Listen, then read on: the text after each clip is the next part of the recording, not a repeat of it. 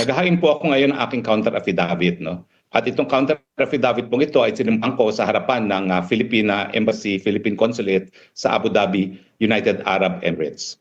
O kung inosente naman pala siya, kung wala naman pala siyang kung kaya naman pala niyang depensahan ng kanyang sarili, na hindi siya parte ng conspiracy to commit human trafficking, ba't di niya kayang harapin? Itong problema sa mga DDFs, mga Ojero Nagkiklaim sila na inosente sila, pero malayo sila sa bansa.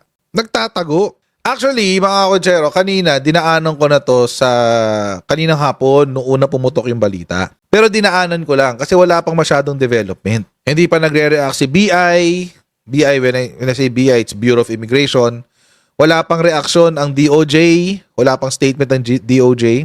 And hindi pa masyadong napag-uusapan kanina. Pero ngayon, mga Ojero, mukhang may pagkakataon na tayong pag-usapan kasi nagsalita na ang DOJ, nagsalita na ang BI.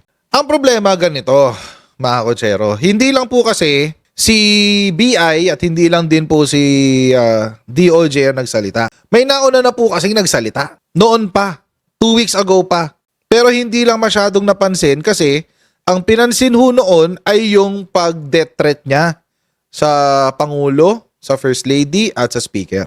I'm talking about Sara Duterte. At ilang beses ko na rin ho yung nababanggit sa live stream ko. If I'm not mistaken nga, nung nilive ko nga yun, nung nag-live react tayo nung mga panahon na yun, parang na natin pero hindi natin tinalakay ng malalim. Nadaanan lang natin. So, ngayon mukhang this is a confirmation na ang mga Duterte nagkakanlong nga ng mga posibleng pugante. Or baka the opposite is true. Ang mga Duterte ay posibleng nagkakanlong ng mga pugante. Bakit? Kasi ginawa na nila kay pangalan niya, kay Pastor Apollo C. Kibuloy. Ginawa na nila dun At ngayon mukhang naulit kay Attorney Gandang Hari, kay Attorney Harry Roque. Mukhang gano'n na nangyayari ngayon, mga Ojero. At hindi ako magtataka kung totoo yan. Balikan ho muna natin yung balita. Ito ho kasi yung balita. Ang sabi, Roque files counter affidavit in Abu Dhabi. Says he is still abroad. O maski siya, aminado siya na hindi pa siya nabalik ng Pilipinas. Sige, panoorin muna natin yung balita. Ito yung kasi yung balita dyan. Sa gitna ng kinakaharap na reklamong qualified human trafficking, inamin ni dating presidential spokesperson Attorney Harry Roque na nakalabas na siya ng bansa. Hinala ng Bureau of Immigration, gumamit ng pineking immigration clearances si Roque dahil walang mahanap na record ng kanyang biyahe. Iyan ang tinutukan ang ni problema. Salima Refran. Galing mismo kay dating presidential spokesperson Attorney Harry Roque, wala na raw siya sa Pilipinas at nakalabas na ng bansa. Naghahain po ako ngayon ng aking counter affidavit, no?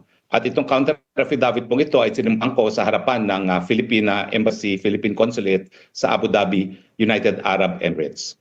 Tugon niya ito sa reklamong qualified human trafficking matapos siyang idawit sa niraid na Lucky South 99, isa umanong illegal na pogo hub sa Porac, Pampanga. Hindi po ako naglakad para magkaroon ng lisensya ang Lucky South.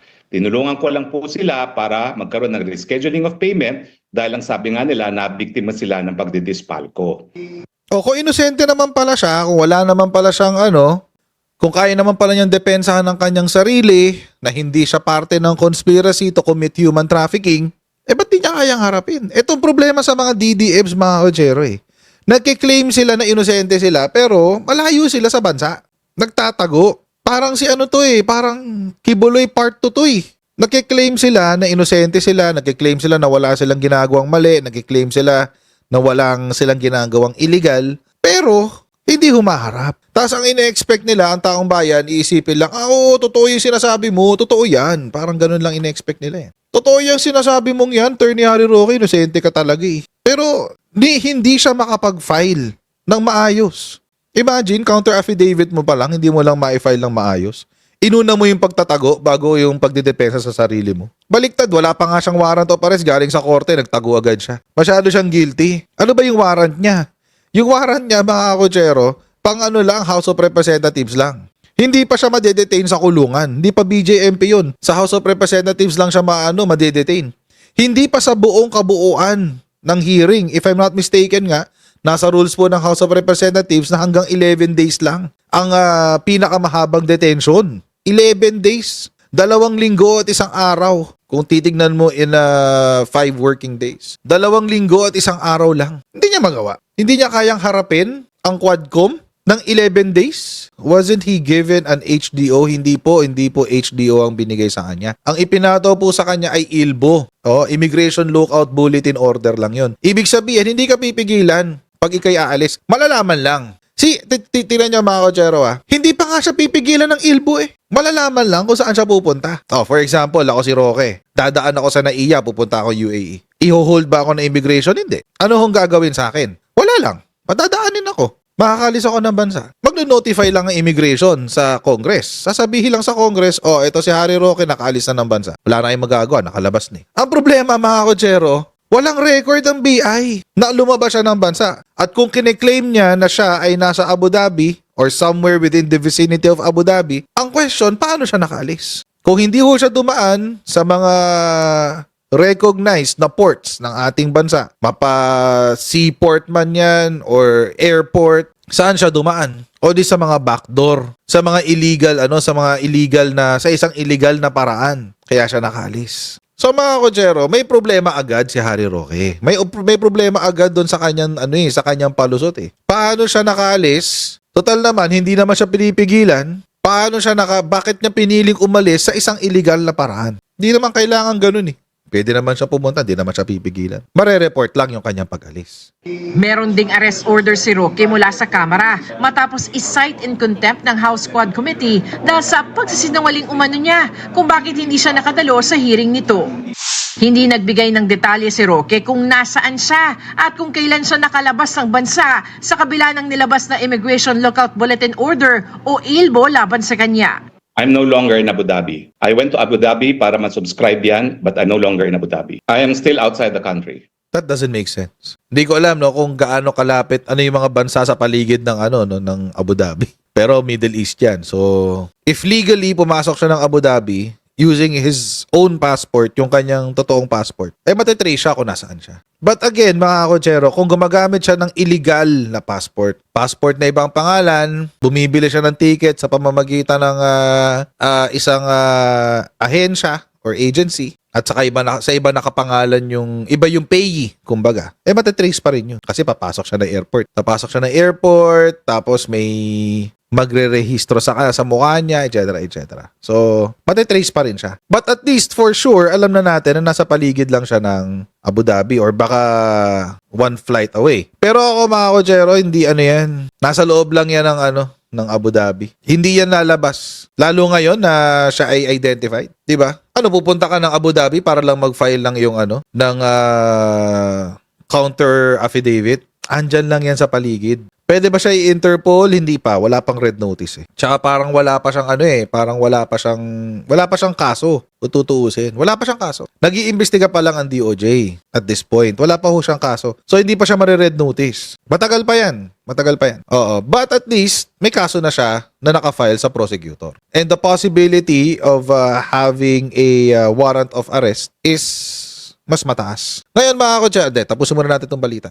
Inaalam na ng Department of Justice kung paano siya nakaalis ng bansa. It's high time na talagang i-verify natin yung sistema ng ating the port. Ngayon lang? Airports natin. Ngayon lang? Mga private hangars and all that. Ngayon lang kayo gagalaw, BI? Kung kailan nakaalis go na kayo at naka-Harry Roque na kayo? Ang kontrasalaysay pinanumpaan ni Roque sa Embahada ng Pilipinas sa Abu Dhabi, sa United Arab Emirates sa harap ni 3rd Secretary at Vice Consul Kevin Mark Gomez noong November 29. Dahil sa labas ng bansa, pinanumpaan ni Roque ang kanyang kontrasalaysay at hindi sa harap ng piskalya, magtatakda ng clarificatory hearing ang panel of prosecutors. Even if he submits a counter affidavit through his lawyers, hindi ibig sabihin na tatanggapin nilang kaagad ng panel yan. Bakit kailangan kaharap siya ng prosecutor is because nakasaad sa ating batas that the prosecutor has to examine and make sure that the one who executed the counter affidavit is really the person who, kung sino man yung nakapirma doon, siya yung tao na haharap pagka ito'y nanumpa kahit via Zoom or online. Kung gusto nila ma-verify na ako'y sumipot, tawagan po nila yung consul na notarize at tawagan din nila si Ambassador Ver na personally present nung ako'y nanumpa. Ang weird lang mga kotsero, ba't hindi siya dinetain? Hindi ko alam I'm not yet sure kung sa proseso ng embassy if they can detain. Kasi alam naman siguro ng embassy na mayroong warrant sa kanya. But, you know, I'm not sure kung ano eh. Ang alam ko, nasa jurisdiction lang ng Pilipinas yung congressional warrant eh. Within the jurisdiction of the Philippines lang or within the islands lang. I'm not sure kung mag-a-apply yun sa embassy. Kasi technically, teritoryo pa rin naman ng ano yun, ng Pilipinas. So, I'm not sure. Pero, ang weird lang na si embassy hindi nag-notify sa DFA. Ba't hindi nag-notify si embassy sa DFA? Oy, dito si Harry Roque. He could have been detained in the embassy. So he just walked in and then walked out?